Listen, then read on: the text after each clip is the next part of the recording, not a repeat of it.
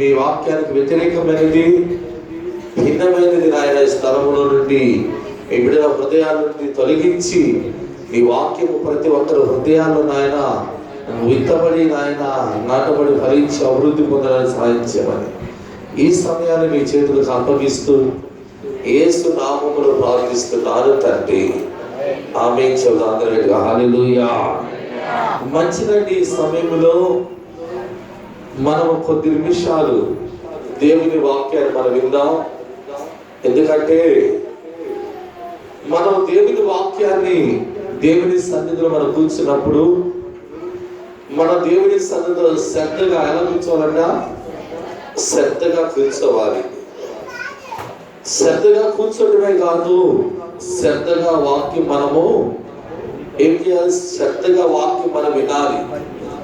ఎందుకంటే దుష్టుడు ఏం చేస్తాడంటే దేవుని యొక్క పిల్లలను ఆశీర్వదింపబడకుండా, దేవుని యొక్క నామము మహిమపరచబడకుండా, శ్రద్ధ దేవుని మీద కాకుండా మనకి అనేక వాటి మీద వాడు శ్రద్ధను కలగజేస్తాడండి.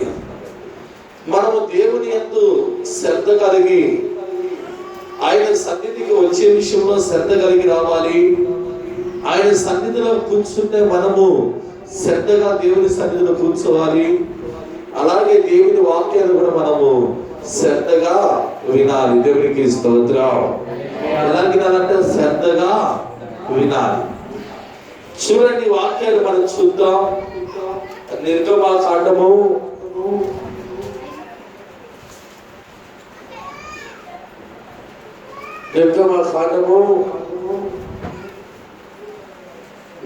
19వ అధ్యాయము 15వ వచనం చదవమ్మా.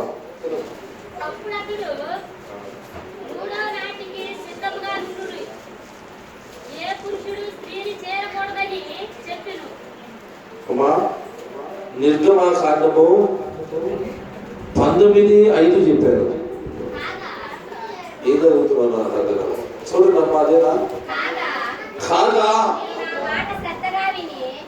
మీరు నా మాట శ్రద్ధగా విని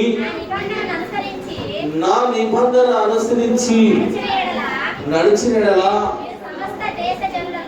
మీరు సమస్త దేశ జనులను నాకు స్వకీయ సంపాదనము పొందురు. అవుతురా? దేవునికి స్తోత్రం చెప్పండి గట్టిగా. హల్లెలూయా. చెప్పండి హల్లెలూయా. ఇక్కడ మనం గమనించినట్లయితే ఎలా వినాలంటే ఆయన మాట ఎలా వినాలండి? శ్రద్ధగా. ఎలాగంటే శ్రద్ధగా వినాలి.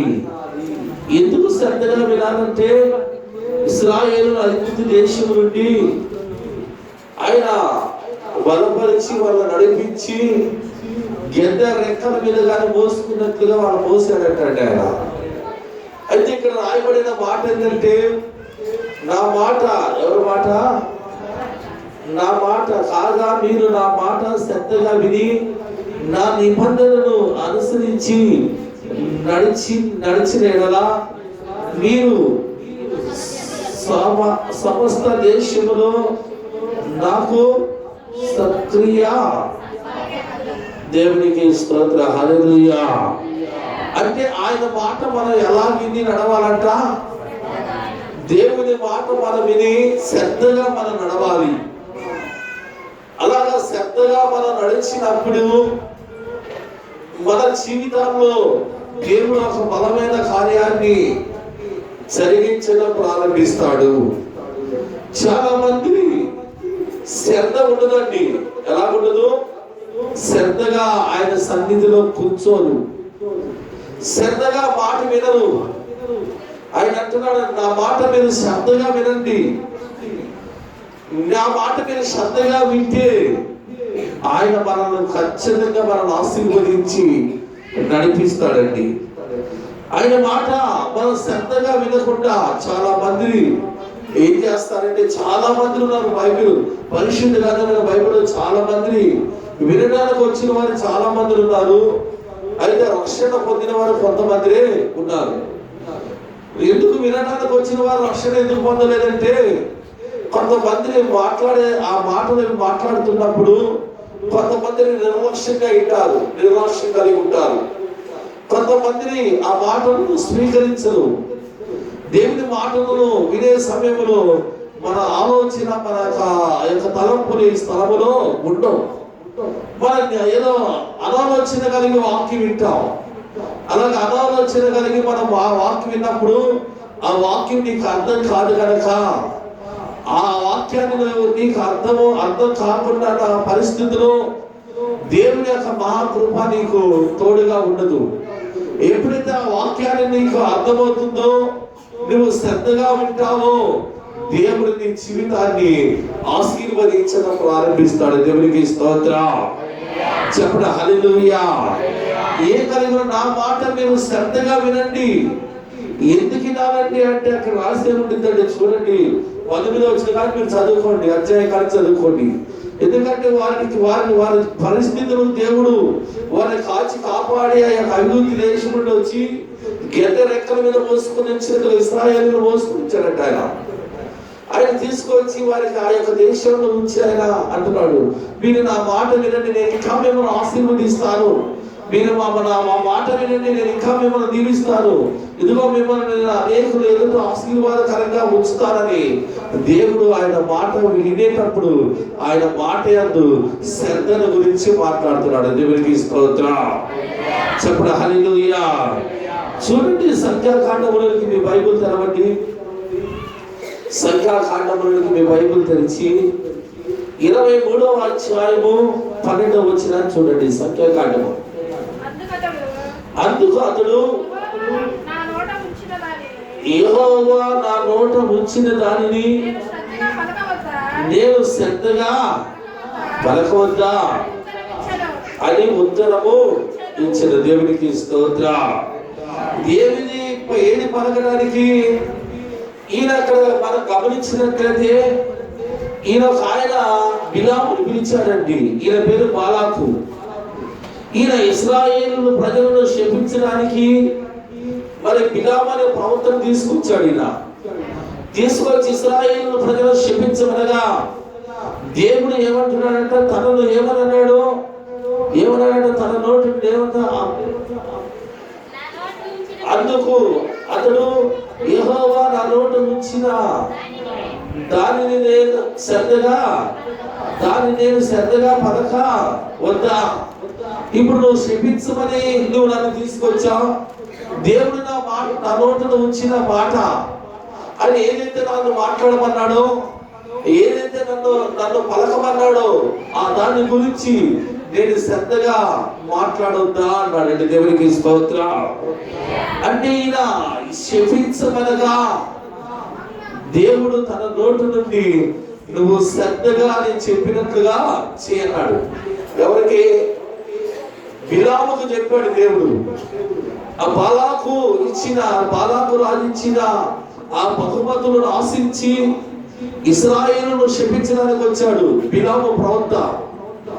దేవుడు అన్నాడు, ఈయన ఎందుకు మీరు అర్థం చేసుకోండి. బాలాకు వాళ్ళ దూతను పంపించినప్పుడు నేను ఇశ్రాయేలు ప్రజలు శపించాలన్నప్పుడు ఆయన అన్నాడు, ప్రార్థన చేస్తాను, దేవుడు చెప్పింది నేను చేస్తాను అన్నాడండి. దేవుడు అన్నాడు, నువ్వు వెళ్ళొద్దు అన్నాడు. ఈయన అన్నాడు, నేను రానయ్యా, దేవుడు వెళ్ళొద్దు అన్నాడు అని అది చెప్పాడు. మళ్ళా ఎక్కువగా తన మంత్రిని పంపించి నేను నిన్ను కనపరచలేనా, నేను కావలసిన కానుకలు నేను ఇవ్వలేనా అంటే నేను కనపరిచే స్థితిలో నేను లేనా అని ఆ డబ్బు, ఆ బంగారము, ఆ వజ్రాలను ఆశ, ఆ బహుమతులు ఆశ చూపించాడండి. మరలా అన్నాడు, మరలా పోయిన ప్రార్థన చేస్తానన్నాడు. ఒకసారి చెప్పాడుగా దేవుడు, వద్దయ్యా అన్నాడుగా, ఇక ఆగిపోవాలొద్దా. ఎవడో ఒకసారి దేవుడు వద్దన్నాడు, మరలా దేవుడు మారుస్తాడు. వద్దు పోవద్దు అన్నప్పుడు తనే చేశాడంటే మరలా వెళ్ళి ప్రార్థన చేస్తాడు. అయ్యా, ఆయన చాలా బంగారం తెచ్చాడు, ఆయన చాలా వెండి తెచ్చాడు, ఆయన చాలా వస్త్రాలు తెచ్చాడు, వాటి వలన నేను ఆకర్షించబడుతున్నాను. ఎందుకంటే వాటి వలన నేను ఆకర్షించబడుతున్నాను కనుక ఇది ఒకసారి సెలవిస్తే నేను ఆ దేశానికి వెళ్తాను అన్నాడు. ప్రభు అన్నాడు, నువ్వు ఎంత చెప్పినా వినగానే సరే వెళ్ళమన్నాడండి. వెళ్ళమన్నాడు. నేను పొమ్మన్నాడు, నేను ఏం చూద్దాను అదే పడగలను అన్నాడు. ఈయన వెళ్తుండగా ఆ యొక్క గాడిని ఎక్కి వెళ్తున్నాడు. దేవుని దూత తనను కత్తితో సంహరించాలని ఉంది. సరే ఎట్టుకెళ్ళి తప్పించుకొని వెళ్ళిపోయాడు. ఆడికి వెళ్ళాడు. ఆడికి వెళ్ళిన తర్వాత ఆయన కన్నులు తెరవబడ్డాయి. దేవుని దూత చూసి తెరవబడ్డాయి. తర్వాత ఆడికి వెళ్ళి ఆ మైదానం మీదకి పెద్ద కొండ మీదకి విశ్రాంతి ప్రజలందరూ ఉన్నారు, నువ్వు శపించమని అన్నాడండి. ఇశ్రాయేలీయులు శపింపబడిన గాక అనబోయి ఇశ్రాయేలీయులు దీవించబడిన గాక అన్నాడు. ఈయనకి ఎక్కడైనా కోపం వచ్చింది, నీకు అంతా నేను అంత ప్రయాసపడి నేను ఎక్కడి నుంచి తీసుకొచ్చి నేను ఇంత నిన్ను కనపరిస్తే నువ్వు వాళ్ళని దీవిస్తావా, వాళ్ళని శపించాలి కానీ నువ్వు దీవిస్తావా అంటే ఆయన అన్నాడు, యెహోవా నా నోటిని ఉంచిన మాట నేను శ్రద్ధగా పలకకుండా నేను ఎలా ఉంటానన్నాడండి. దేవునికి స్తోత్రం. చెప్పండి హల్లెలూయా, హల్లెలూయా. ఇక్కడ 19 వచ్చారండి, రండి త్వరగా 19 వచ్చి. దేవుడు అబద్ధమాడుటకు ఆయన మానవుడు కాడు, పశ్చాత్తాపడుటకు ఆయన నరపుత్రుడు కాడు. ఆయన చెప్పి చేయకుండా ఆయన మాట ఇచ్చి స్థాపించకుండా ఇదిగో దీవించమని నాకు సెలవాయను ఆయన దీవించును, దానిని నేను మార్చలేదు. దేవునికి స్తోత్రం. దీవించమని నాకు ఆయన సెలవిచ్చాడు, ఇదిగో దానిని నేను అమలు చేశాను కానీ దాన్ని మాత్రం మార్చాలంటే నా వల్ల కాదు. ఎందుకంటే దేవుడు అబద్ధవాడు. ఆయన పశ్చాత్తాపడడానికి ఆయన మానవాడు కాదండి. ఆయన మనిషి కాదు, లేదా ఏదైనా రాయి కాదు, ఏదైనా పుట్ట కాదు, లేకపోతే ఏదైనా చెట్టు కూడా కాదండి. ఆయన జీవము కలిగిన దేవుడు. ఆయన జీవము కలిగిన దేవుడు, సర్వశక్తి కలిగిన దేవుడు.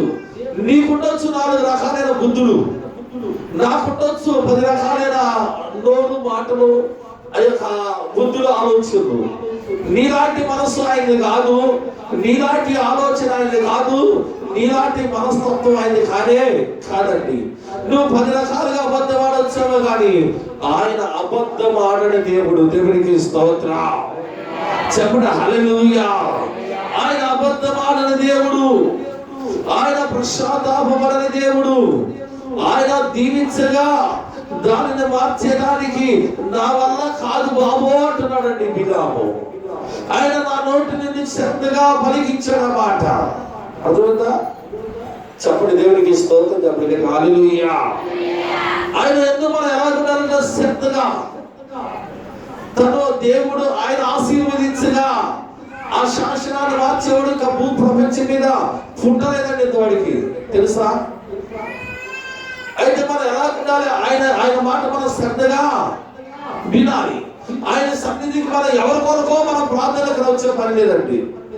మనం దేవుని కొరకు వస్తున్నాం కనుక దేవుని అందు మనం శ్రద్ధ కలిగి ఉండాలి. దేవుని వాక్యమందు మనం కొద్ది ముందు సర్దుకూడదు. దేవుని వాక్యమందు మనం శ్రద్ధ కలిగి ఉండాలి. మనం శ్రద్ధ కలిగి ఉన్నప్పుడు దేవుడు మన జీవితాలను ఆశీర్వదించడం ప్రారంభిస్తాడు. దేవునికి స్తోత్రం. హల్లెలూయా. ఇక్కడ చూసినట్లయితే బిలాము నోటి నుండి ఏమొచ్చిందట? ఆశీర్వాదకరమైన మాట వచ్చింది. ఆ మాటని ఎలాగ పలికాడు ఆయన? శ్రద్ధగా పలికాడు. ఎలా పలికాడంట? శ్రద్ధగా పలికాడు. దేవునికి స్తోత్రం. నీకు శ్రద్ధ ఉందా? దేవుని పట్ల నీకు శ్రద్ధ ఉందా? దేవుని పట్ల నీకు భయం ఉందా? దేవుని పట్ల నీకు భక్తి ఉందా?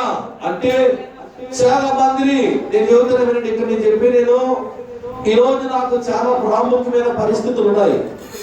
ఈ రోజు ఇక్కడ నిలబడి వాక్యం కూడా నేను చెప్పలేను, చెప్పే పరిస్థితి కాదు, తెలుసా?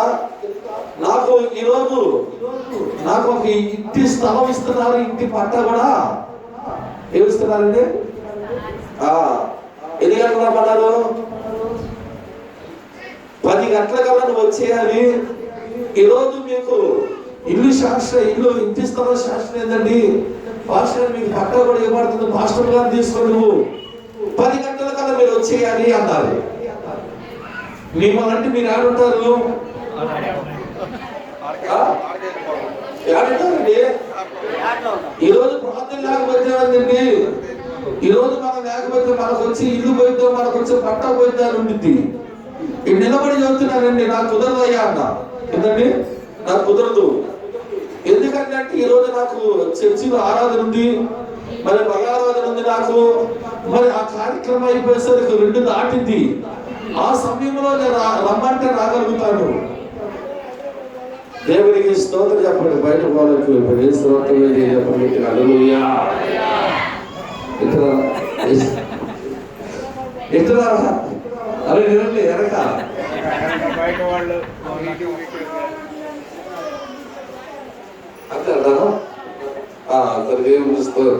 దేవునికి స్తోత్రం. హల్లెలూయా. సరే, వారు చెప్పిన మాటను బట్టి మనం ఏమన్నా అంటే వాక్యం అయిపోయిన తర్వాత రాగలగటానికి ప్రయత్నిస్తానని ఇప్పుడు మాత్రం కుదరదు అనే మాట మాట్లాడటం జరిగింది. మరి దేవుని చిత్తము లేకుండా అది రాదు. దేవుని చిత్తమైతే దాన్ని ఎవరు కూడా తీసి వేయలేడు. దేవునికి స్తోత్రం చెప్పండి. హల్లెలూయా చెప్పండి. హల్లెలూయా. దేవుడు నిన్ను ఆశీర్వదించడం ప్రారంభించినప్పుడు, దేవుడు నిన్ను దీవించడం ప్రారంభించినప్పుడు అది ఎంతమందిని అడ్డుపడి ఆగేది కాదు, ఎంతమందిని ఆపాలన్నా అది ఆగదండి. ఎందుకంటే దేవుని యొక్క ఆశీర్వాదము నీ మీద ఉంటుంది. దేవుడు నిన్ను నడిపించడం ప్రారంభిస్తాడు. దేవునికి స్తోత్రం చెప్పండి. హల్లెలూయా. 3వదిగా చూద్దాం. చూడండి త్వరగా. ద్వితీయోపదేశ కాండము 28వ అధ్యాయంలో మొదటి వచనం చూడండి. నీవు నీ దేవుడైన యెహోవా మాట శ్రద్ధగా విని నేను నీకు ఆజ్ఞాపిస్తున్నా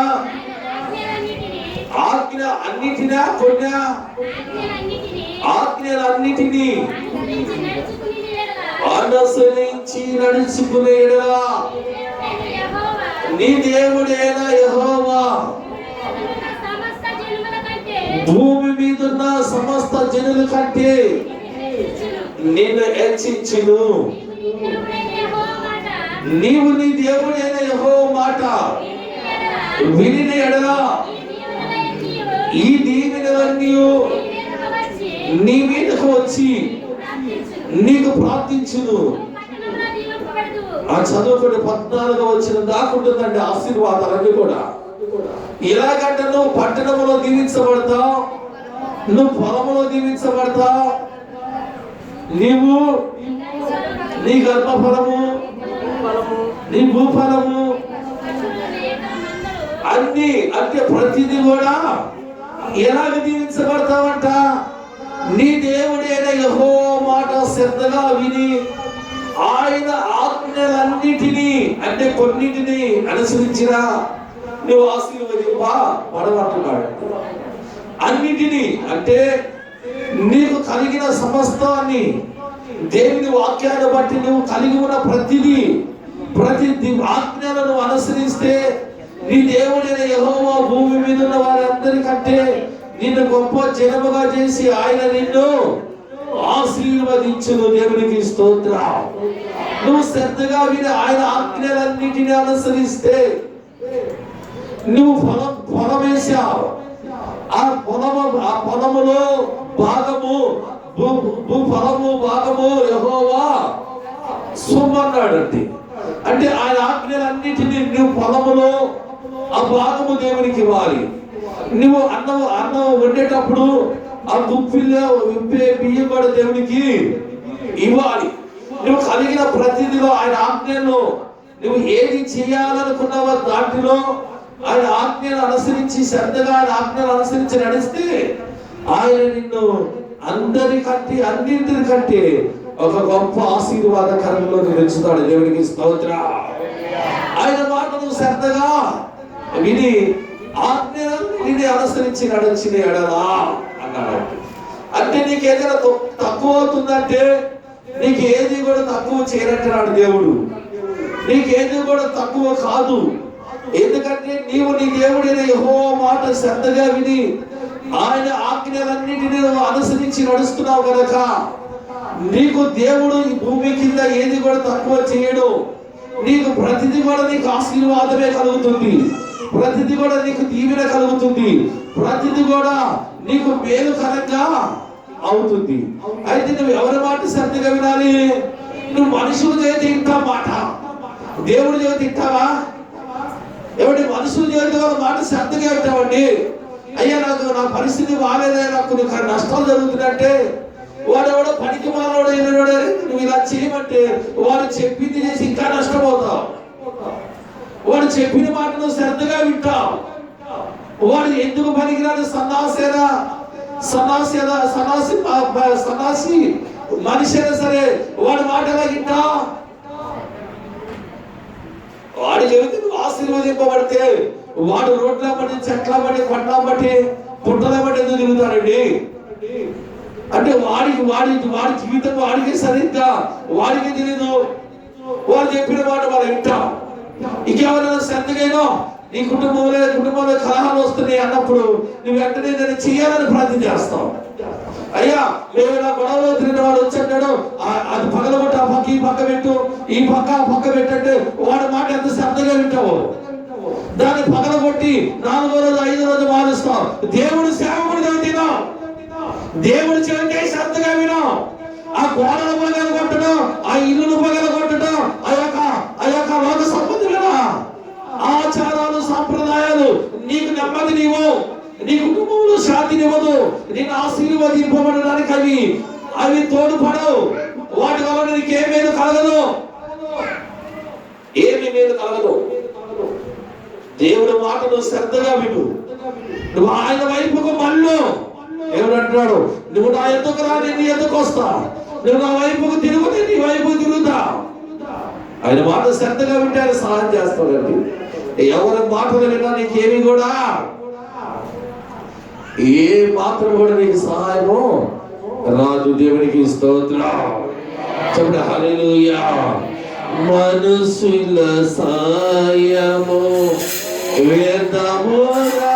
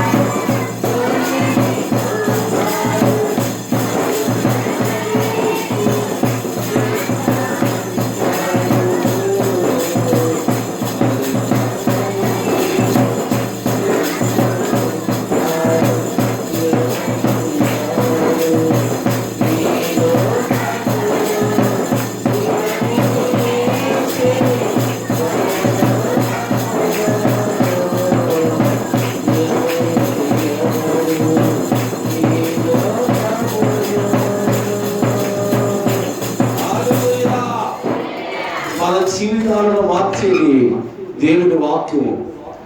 మన జీవితాన్ని ఒక మలుపు తిప్పేది దేవుని మాట అండి. ఆ మాట మనం ఎలా వినాలంట? శ్రద్ధగా. ఎలా వినాలంటండి? చెప్పండి ఆ మందులు ఎలా వినాలి? మనం శ్రద్ధగా ఆ మాట మనము వినాలి. దేవునికి స్తోత్రం. చెప్పండి హల్లెలూయా. చూడండి 2వ రాజుల గ్రంథము 4వ అధ్యాయము త్వరగా అది చూసినట్లయితే 4వ అధ్యాయము 13వ వచనములో అక్కడ ఎలీషా అనే ఒక రాజు ఉంటాడండి, ఒక దైవజనుడు ఉన్నాడు అక్కడ.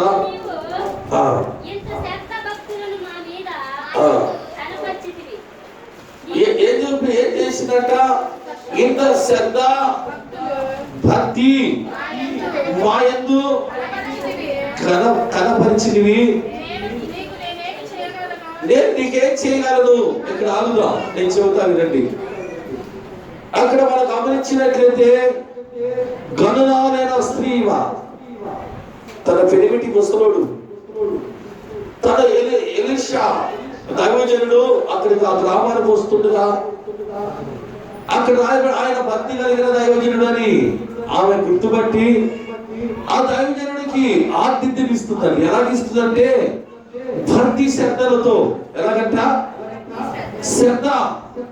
చాలా మందిని శ్రద్ధ ఉండదు, అయితే ఈమె మాత్రం దైవజనుడిని శ్రద్ధగా ఆయనకి కావలసినదంతా కూడా ఆమె యొక్క భక్తి శ్రద్ధలతో దైవజనుడికి సహాయము అందిస్తుంది.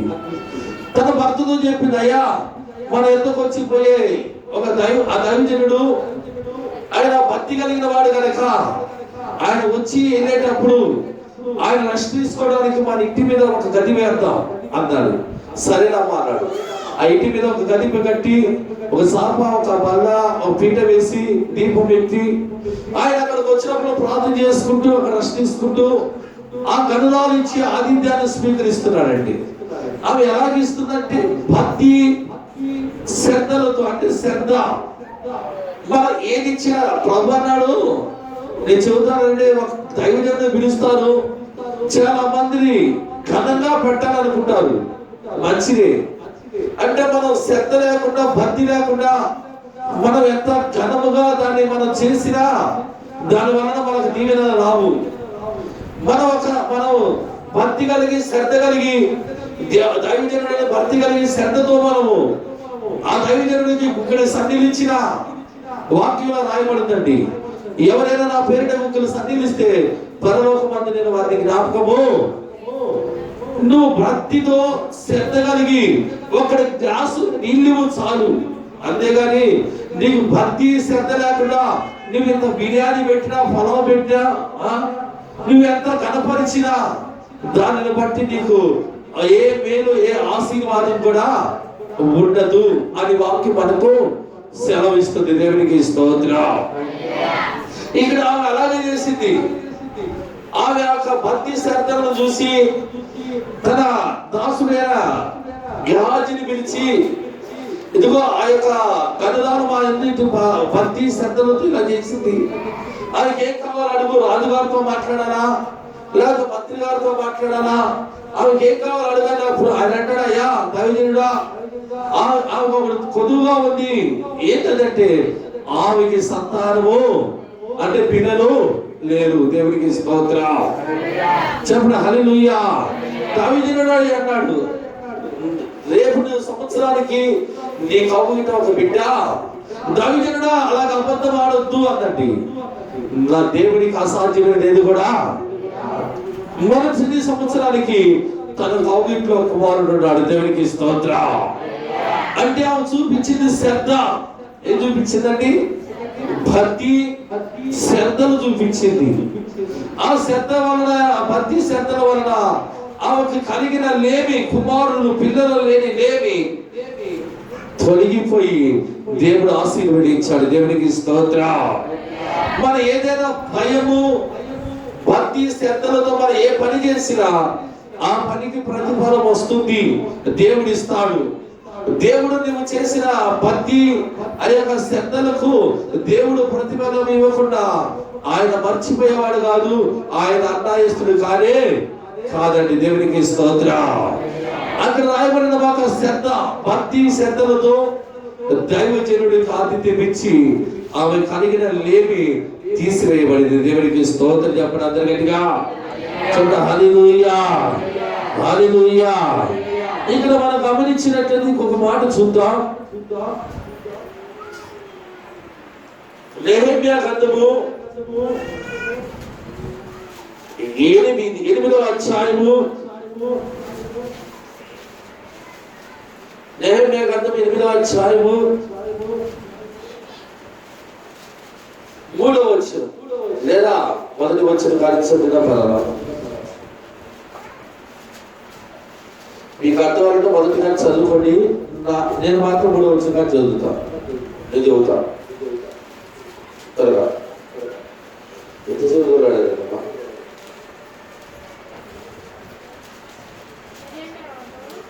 చదువు.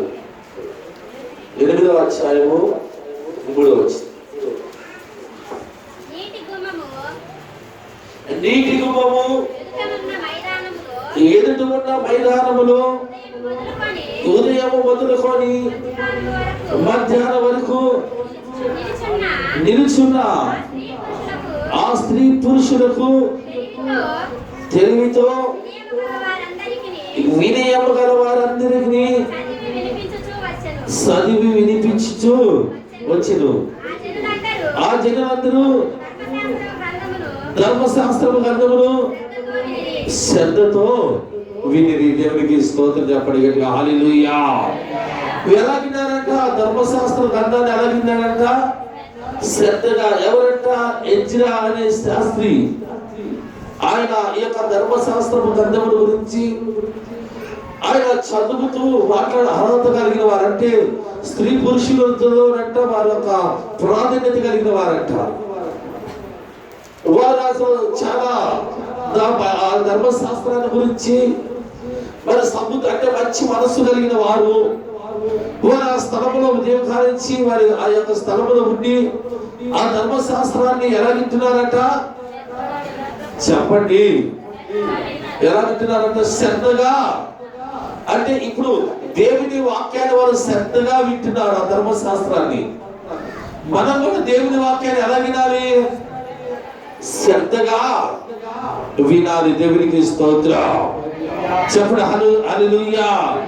అర్హత కలిగిన వారట. అంటే దాంట్లో ఆ ధర్మశాస్త్ర గ్రంథాన్ని చదివి అది అర్థం చేసుకునే వారి ఒక సంఖ్య ఉంది, తెలియని వారి సంఖ్య కూడా ఉంది. ఈరోజు వాక్యం వింటున్నప్పుడు దేవుని బిడ్డలారా మనం ఆలోచించినట్టయితే దేవుని వాక్యం మనకు తెలియచేయబడుతున్న మాట. నువ్వు దేవుని వాక్యాన్ని ఆ యొక్క మాటలను మనం శ్రద్ధగా వినాలి. వినడం వలన ఏం కలుగుతుందంట మనకి? చెప్పండి, వినడం వలన మనకి ఏం కలుగుతుందంట? విశ్వాసం కలుగుతుంది. మనం ప్రతి విషయంలో కూడా శ్రద్ధ కలిగి ఉండాలి. అటు శ్రద్ధ మనలో ఉండాలి. నువ్వు చేస్తున్న పని దేవుని వాక్యంలో ఒక మాట ఉంది.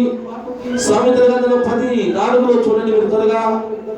నన్ను శ్రద్ధగా వెతికే వారికి నేను కనపడతాను అంటున్నాడు. ఇక్కడ చూడండి, 1 సామెతల గ్రంథం 1:26 చూడండి, 28 చూడండి. ముందు చూడండి, తర్వాత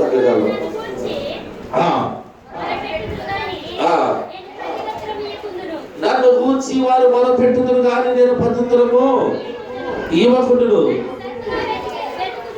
నన్ను శ్రద్ధగా వెతుకుదురు కానీ వారికి నేను కనపడకుండును. ఎదట దేవునికి స్తోత్రం హల్లెలూయా. ఇక్కడ ఎవరికంటే శ్రద్ధగా ఎతికినా కనపడతాడా? కాబట్టి మనం చాలా వెతుకుతా ఉంటే కొంతమంది అంటారే జాగ్రత్తగా వెతుకు, శ్రద్ధగా చూడు, జాగ్రత్త, కంగారు పడవద్దు, అది అక్కడే ఉండిద్ది. ఇలా అమ్మాయి చెప్పింది, అది వెతికే విషయం. అయితే అది ఎలా వెతకాలంట? శ్రద్ధగా. చూడండి, మనం గమనించినట్లయితే ఇక్కడ వారి గురించి ఏమంటున్నాడో ఒక్కసారి మీరు వినండి, బాగా వాక్యాన్ని మీరు వినండి. ఎవరంట మాట్లాడుతుందంటే 23వ వచనం చూడండి. నా గద్దింపుకు వినక తిరగండి, విని తిరుగుడి, ఆలకించండి. నా ఆత్మను మీ మీద కుమ్మరిస్తాను, నా ఉపదేశాన్ని అంటే నేను చెబుతాను మీకు. చదువు. నేను పిలువగా నేను వినకపోతే నా చేయి చాపుగా ఎవరు కూడా నష్టపెట్టలేదు. నేను చెప్పే బోధ ఏమైనా వింటున్నారా, తోసేస్తున్నారా అంటే ఏమి మీరు వినక తోసివేసి నేను గద్దింపగా ఏమిస్తారండి? గద్దిస్తే ఆయన, మనం గద్దిస్తే ఆయన మనం అంటే మనం లోబడాలా? నిలబడిన మనుషులే కానీ మాట్లాడేది ఆయన ఎన్ని తరగతి గద్దించినా లోబడకపోతే చదవమ్మా. కాబట్టి నువ్వు దేవుని మాట వింటే, నువ్వు దేవుని ఎందుకు భయం ఉంటే దేవుడు నీకు ఏదైనా సహాయం చేయగలుగుతాడు, చేస్తాడు ఆయన.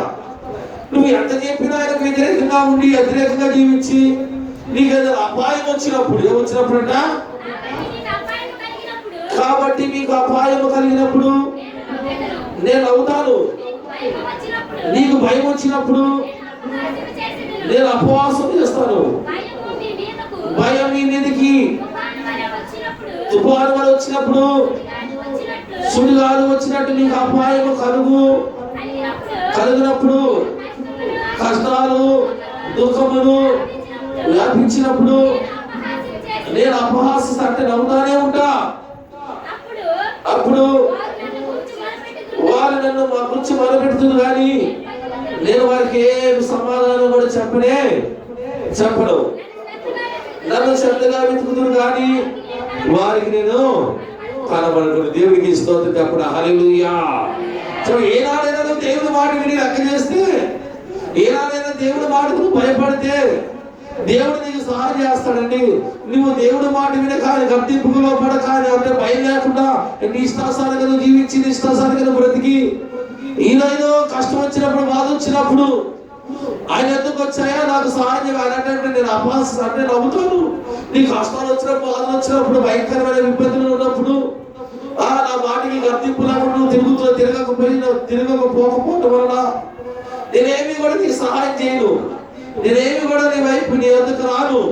నా ద్వారా నీకు ఏమేమి కూడా కలగదు. ఆయన నువ్వు కట్టున్నాడు. ఆయన ఏం చేస్తాడు? నేను ప్రతిత్వం మీకు ఇవ్వను. నన్ను శ్రద్ధగా వెతికినను కానీ వారికి నేను కనపడకూడదు. దేవునికి స్తోత్రం. హల్లెలూయా. చెప్పండి హల్లెలూయా. అంటే శ్రద్ధగా అనే మాట మీరు గమనించండి. ఆయన ఎందుకు శ్రద్ధ? మన పని ఎందుకు శ్రద్ధ? ప్రతి విషయంలో మనము శ్రద్ధ కలిగి ఏది మనము తలపెట్టినా దేవుని నామానికి మహిమకరంగా దేవుని జరిగిస్తాడు. నువ్వు దేవుని విషయంలో ఏ విషయంలో భయము, భక్తి, శ్రద్ధలు లేకపోతే నువ్వు అందుకోవాలనుకున్నది నీకు దూరం అయిపోతుంది.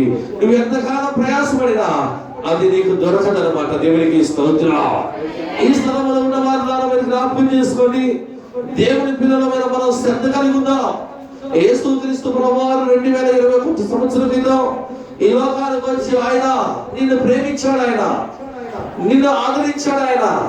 ఆయన పాపపు ఊబిలో మనం ఉండగా మనను ఆయన పాప ఊబిలో నుండి పైకి లేవనెత్తి ఇదిగో నీ పాపానికి పరిహారముగా నీ కొరకు నా కొరకు ఆయన కల్వరి శిలువలో ప్రాణాన్ని అర్పించాడమ్మా.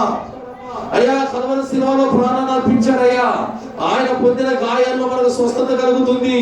ఆయన కార్చిన రక్తములో నువ్వు నీతిమంతుడుగా కడగబడుతున్నావు. ఇదిగో ఆయన శరీరం నలగొట్టబడింది. ఈరోజు వాక్యం వింటున్న నీవు ఒక్కసారి ఆలోచించాలి. యేసు ప్రభువుని ప్రేమించాడు ఆయన నీ పాప భారాన్ని భుజముల మీద మోసుకున్నాడండి. ఆయన దేవుని వాక్యంలో ఇలా రాయబడింది, ప్రయాసపడి భారము మోసుకొస్తున్న సమస్య జనులారా మీరు నా యొద్దకు రండి, మీ భారం నా మీద ఏంటి అన్నాడండి.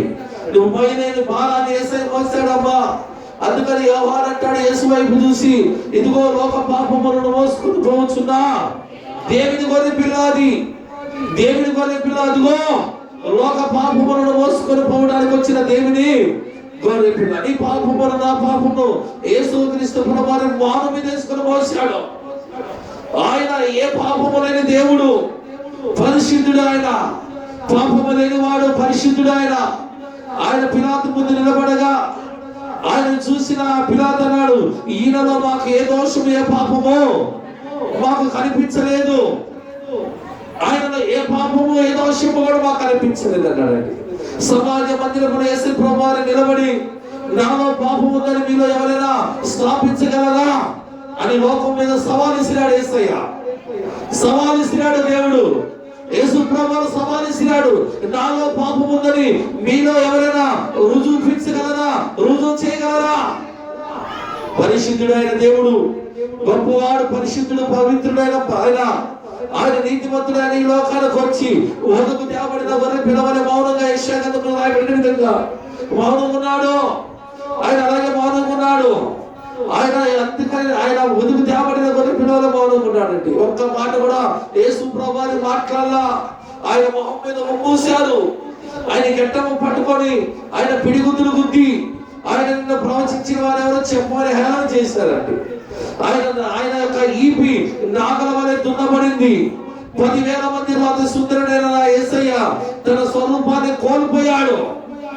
ఒక్క రక్తపు పట్టు కూడా ఆయన కోసం ఉంచుకోరా. ఇదిగో ఆయన రక్తములో మనల్ని కొని ఈ రోజున నీవు నేను పరిశుద్ధులుగా ఉండడానికి ఆయన నిన్ను నన్ను ఏర్పరచుకుంటే ఆయన యందు నీకు శ్రద్ధ ఉందా? శ్రద్ధ కలిగి మనం బ్రతుకుతున్నావా? ఆ యేసుక్రీస్తు ప్రభువునందు శ్రద్ధ మనం కలిగి ఉన్నామా? ఆ శ్రద్ధ కలిగిన జీవితం మనకుందా?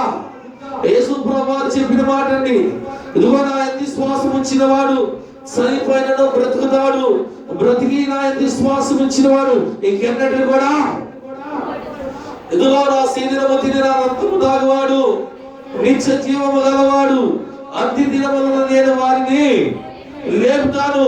మీ పితరులు మరణాలను తిని చనిపోయారు కానీ నా శరీరము తిని నా రక్తము తాగువాడు నిత్య జీవము గలవాడు, వాడు ఎన్నడూ కూడా చచ్చిపోడు.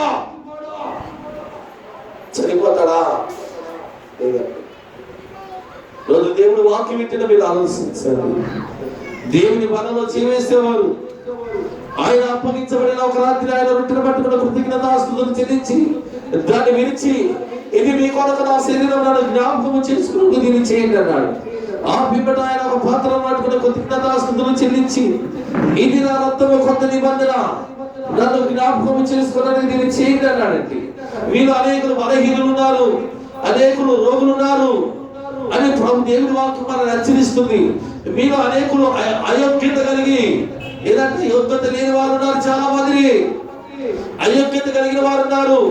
ఒకవేళ అయోగ్యత కలిగి మీరు దేవుని బలలో చేవేస్తే మీకు శిక్షావిధి కలుగుటకు చాలా మంది కుటుంబాల్లో శాంతి ఉండదు, చాలా మంది కుటుంబాల్లో సమాధానం ఉండదు, చాలా మంది కుటుంబం మీద శాపాలు వస్తున్నాయి. కారణం ఏంటో తెలుసా? దేవుని వాక్యానికి భిన్నంగా మనం చేస్తున్నాం. దేవుని వాక్యానికి వ్యతిరేకంగా దేవుని బలలో చీవేస్తున్నాం. యేసుక్రీస్తు ప్రభువు చెప్పాడండి ఆ మాట. ఏమన్నాడండి ఆయన? మీరు శిక్షావిధి కలుగుటకు అంటే నువ్వు ఏం చేస్తున్నావు? కళ్ళు మూసుకోండి, అందరూ కూడా కళ్ళు మూసుకొని అందరూ కూడా ప్రార్థించండి. అందరూ కూడా కళ్ళు మూసుకోండి, అందరూ కూడా ప్రార్థించండి. అందరూ కూడా కళ్ళు మూసుకోండి. ఆయన శరీరానికి రక్తానికి సాదృశ్యమైన పాత్ర కొరకు చేవేసేవారు. మీరు కళ్ళు మూసుకోండి, మీరు కళ్ళు మూసుకోండి, అందరూ కూడా కళ్ళు మూసుకోండి. మీరు ప్రార్థించండి, అందరూ కూడా ప్రార్థించండి.